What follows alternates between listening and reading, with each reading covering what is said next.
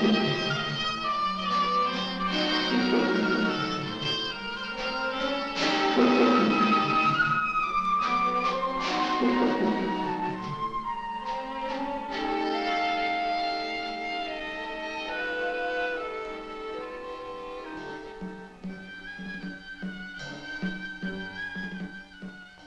Middle East story can be told in many chapters from countless points of view. But perhaps one word sums up that story for our time. That word is modernization. Modernization, the remaking of an old world, is taking place every day, gradually, imperceptibly. Sometimes, however, the change is dramatic. Crowds demonstrate, fighting takes place, governments are overthrown. These changes, whatever their character, affect vital United States interests in the Middle East. But only recently has this been so.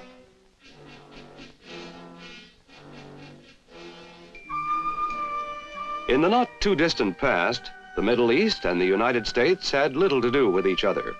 The Middle East had once been great, but by the 19th century, it had become a backward world.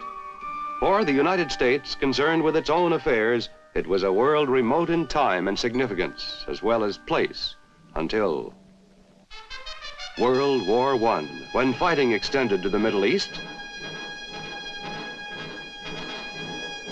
and the United States emerged a world power. The war destroyed the Ottoman Empire, supreme in this area for 4 centuries. The abdication of the Sultan dramatized the dissolution of the old political order.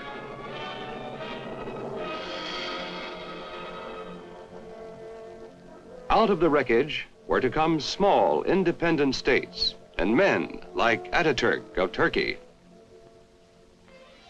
Then World War II, as exemplified by the Big Three at Tehran. The United States became an active participant in Middle Eastern as well as world affairs. Once again, war was to create new states. Israel, for example, and new problems would perplex and challenge United States policymakers. For the first time, the Middle East, increasingly nationalistic, forced us to think of it in terms of separate political entities. Turkey, Cyprus, Iran, Iraq, Israel, Lebanon, Jordan, Syria and Egypt now joined in the United Arab Republic, Saudi Arabia, Yemen, Kuwait and the dependent fringe lands of the Arabian Peninsula, Bahrain, Qatar, Muscat and Oman,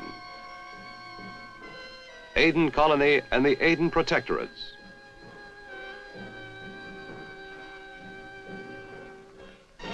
These names,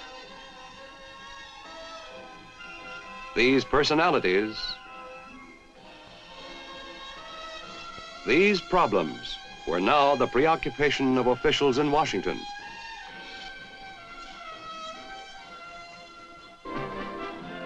In 1947, President Truman announced to the world the determination of the United States to help free countries, Greece and Turkey in this instance, defend themselves against a slave world ideology. Our support of the Central Treaty Organization, established in 1955, further manifested United States determination to resist Soviet expansion in the Middle East. So did the Eisenhower Doctrine of 1957, offering armed assistance when requested to any Middle Eastern country threatened by communism. In less than a decade, we had become deeply involved, militarily, politically, economically, and morally in the affairs of the Middle East. Why? For one thing, geography. The area is a barrier to Soviet achievement of a long-term objective, expansion southward toward the Mediterranean and the Persian Gulf. Important, too, is the fact that the Middle East is a crucial area for land, sea, and air routes. Then there is oil in Iran, Iraq, Kuwait, and the Arabian Peninsula, indispensable as of now to the economic well-being of our Western European allies.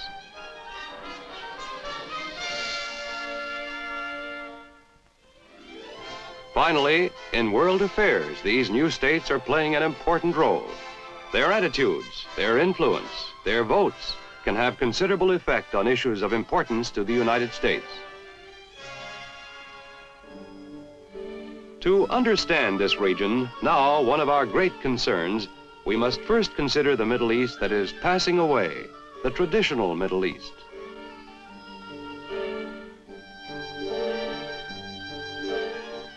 Then, the Middle East of the future, the modernized Middle East.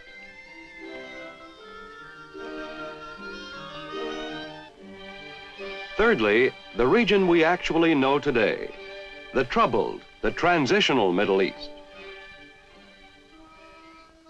The old Middle East saw the origin centuries ago of its basic cultural elements. Here in the Nile and Tigris-Euphrates valleys, men first learned to make a living,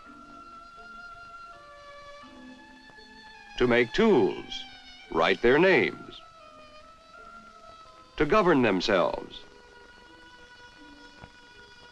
to worship the one true God.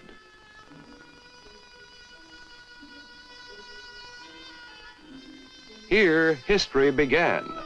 The ruins of Persepolis in southern Iran are but one of the many remains of the city-states, the kingdoms and empires that made this area an old world before the new was born.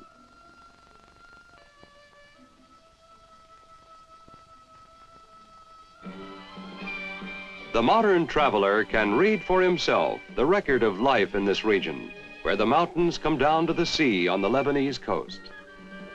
Along this strategic route, passing peoples left their mark, from Egyptians, Babylonians, Romans, to the moderns, the British, French, and Lebanese themselves.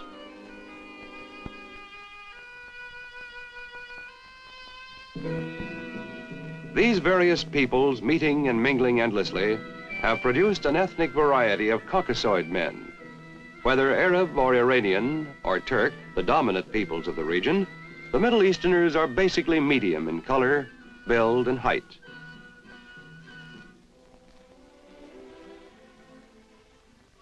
For them, religion has been one of their most vital cultural factors. It has been the focus of men's loyalties. The prevailing faith is Islam, whose muezzin calls from the minaret to the faithful to bow down before Allah. So exalted has been the Muslim conception of God that, practically speaking, little room has been left for man's initiative in human affairs. Fatalism has held sway. Christianity is older than Islam. Christian groups are particularly important in Lebanon and Egypt. Older still and basic to both religions is Judaism, which provided the spiritual inspiration for present-day Israel. Linguistically, Arabic is used by more people than any other language of the area. This same script is used in the writing of Persian. Turkish, once written in Arabic, now appears in Latin characters. Indeed, the Middle East has produced a mosaic of languages and dialects. Contributing to the linguistic pattern are many European tongues. English has made rapid strides forward, and an English press can be found in almost any sizable city. Land and economy are closely interrelated. The Middle Easterner lives in a section of the great dry world, stretching from the Atlantic Ocean in the west to the deserts of Central Asia. In the past, these conditions dictated nomadism as a basic way of life. This life, even today, encompasses more area than any other means of livelihood.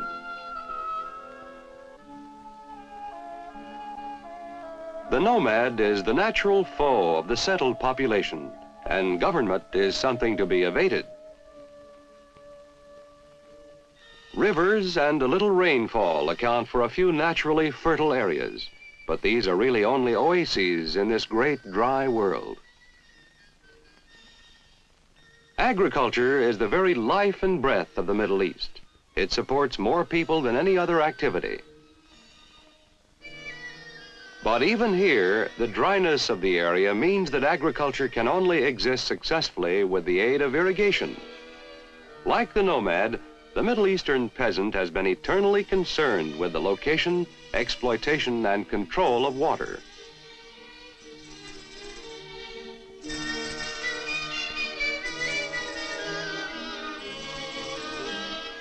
Like the nomad, the peasant has also lived in a small world of soil, animals, his family and tribe.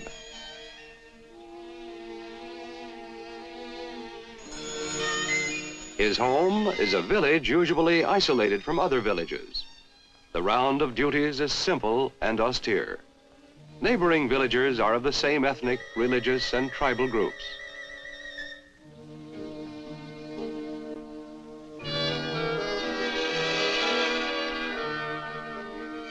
More often than not, the village is the property of a landlord, whose holdings are numerous and whose authority is almost unchallengeable. Where this is not the case, authority is exercised by tribal sheikhs or village headmen.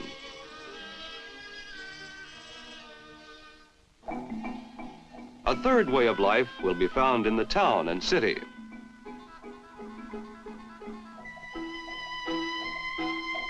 While water determines the location of the camp and the village, trade routes give rise to urban areas.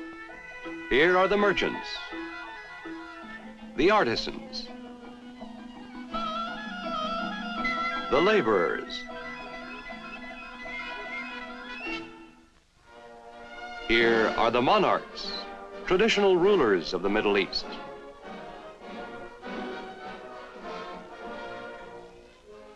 Here, where religion, tribe, and family have held men's loyalties, government has not been close or dear to men. The monarch reigned, the average man was his passive subject.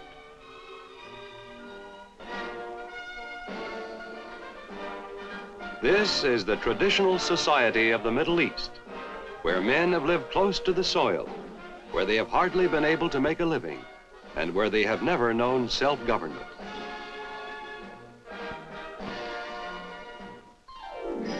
Today, the peoples of the Middle East are reaching out for a new world, the modern world, for the modernization of this historic world as reflected here in the neon lights of cosmopolitan Beirut. Modernization has changed the face of the city. It has given the Middle Easterner a physical mobility that is a far cry from the camel caravan.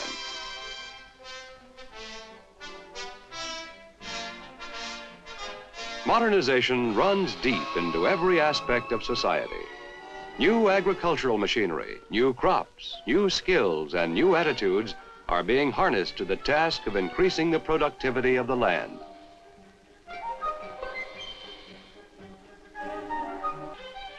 Oil has created a modern industrial complex, calling for more efficient use of land and manpower. Oil has made inevitable the development of auxiliary facilities such as trucks and roads, railroads, ships and piers,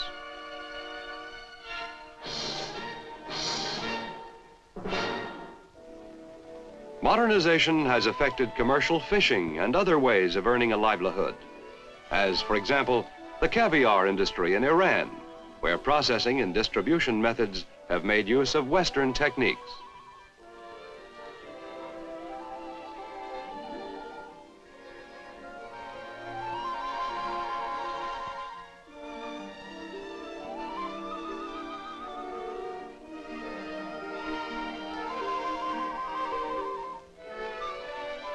Along with economic changes have come changes in education.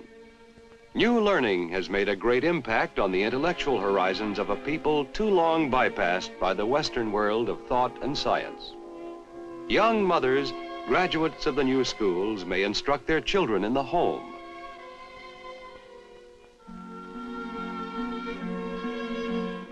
Colleges and universities have brought new life, new activities, and again, new learning. People are discovering that the past need not repeat itself, that men can strike out anew and choose for themselves new ways of living.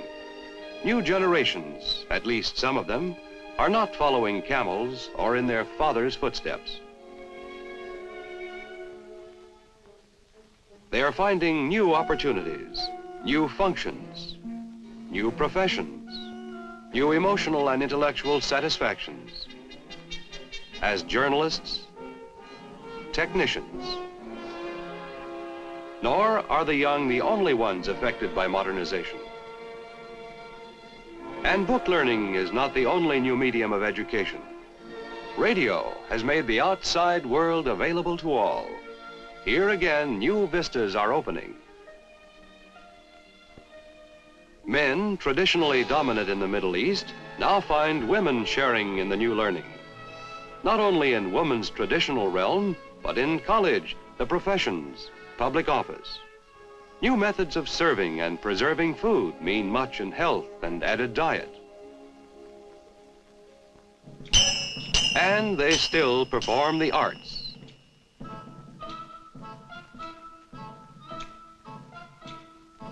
But with a new twist, for a television audience.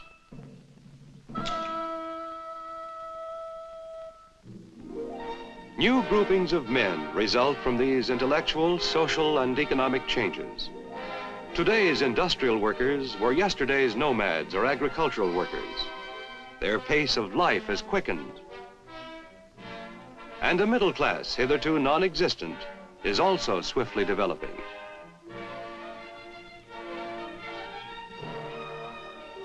These people and all the others touched by modernization feel the excitement of new group activity. The idea of self-government has been perceived. Efforts to institutionalize it effectively are being made locally and on the national level. Political leaders employ some old, some new techniques in an old game, now played on a bigger, a world stage. The business suit is challenging the royal robes.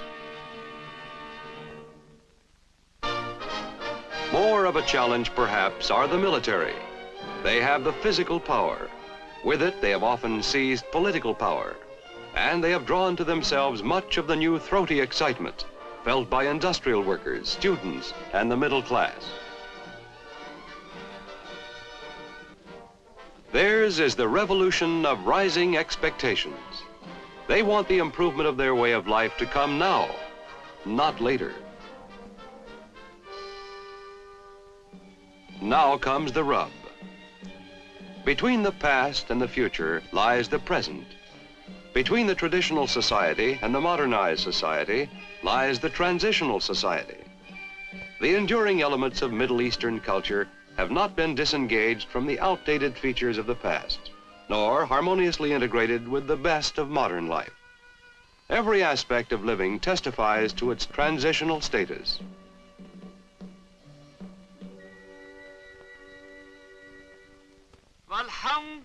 Especially is this true in the vital area of religion, where the faithful may perform traditional rites in modern garb, but where the faith has not yet been reconciled with modern science, politics, and many humanistic values.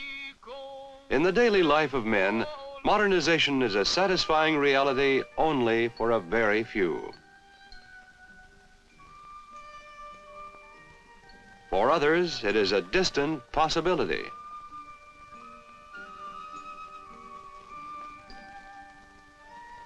For many, just a dream. For still others, not even that. In agriculture, primitive tools cannot feed the growing populations. And though unskilled labor may crowd the fields, there is no surplus product for export except for the citrus crop in Israel. And Turkish tobacco.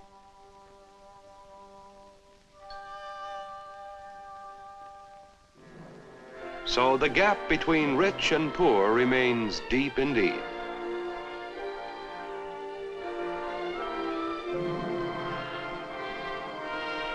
Efforts to redistribute land, to erase past injustices, to eliminate unprofitable land tenure systems, to increase production have been far too few. Those who have caught the vision of modernization, probably not the majority of the population, frequently are unable to do much about it. And few embody these frustrations so obviously as the college student, unhappy with the old order, unaccustomed to the new, and complaining about the present. This unhappiness has turned the revolution of rising expectations into the revolution of rising frustrations, thus making for political agitation, which inevitably focuses on new and weak governments.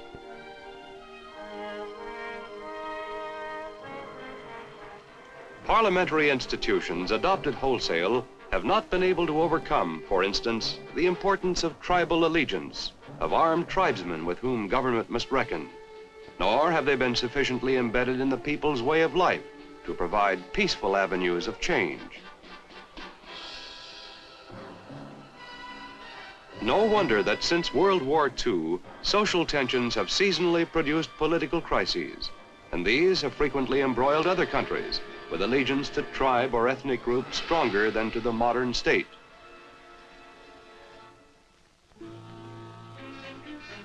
Collapse of parliamentary institutions has brought military men to power. These wrestle with the problem of converting a military into a civilian regime.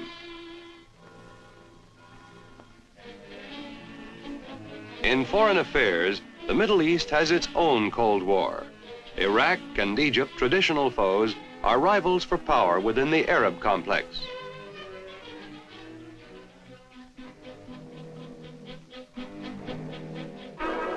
And this Arab bloc, represented by Egypt, will not make peace with an Israel established in its midst.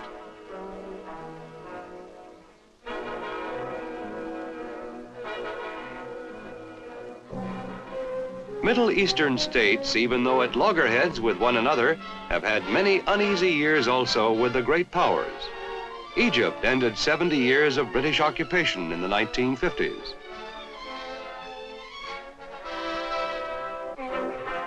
Then nationalization of the Suez Canal, along with other events, provoked an Israeli-French-British invasion of Egypt in 1956.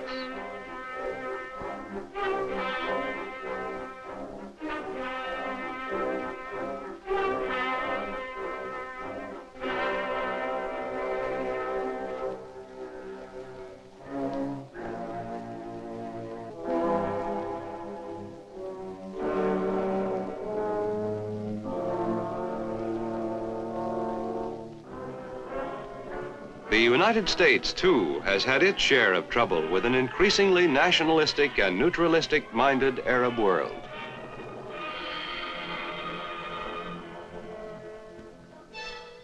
The Soviet Union tried unsuccessfully in 1945 to set up a Soviet republic in northwestern Iran.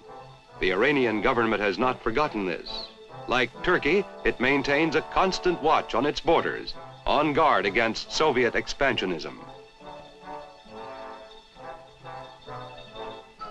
Since the Egyptian arms deal of 1955, the Soviet Union has been exploiting the weakness and grievances boiling throughout the Middle East, and Middle Eastern leaders have not been adverse to playing the American hand against that of the Soviet Union.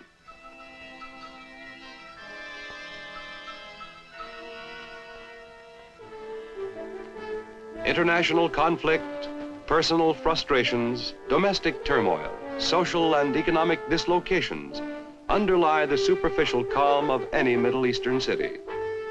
This is because a culture essentially thousands of years old is undergoing radical transformation at an unprecedentedly rapid pace.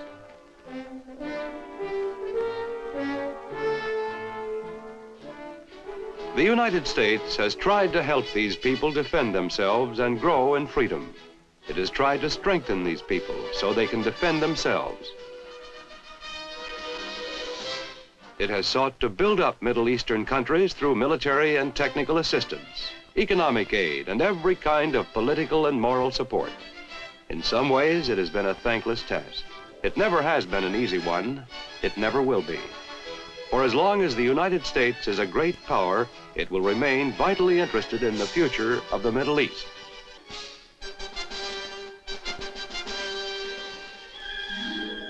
This is the transitional Middle East. In the world's politics and economy, far too vital a region to be forsaken.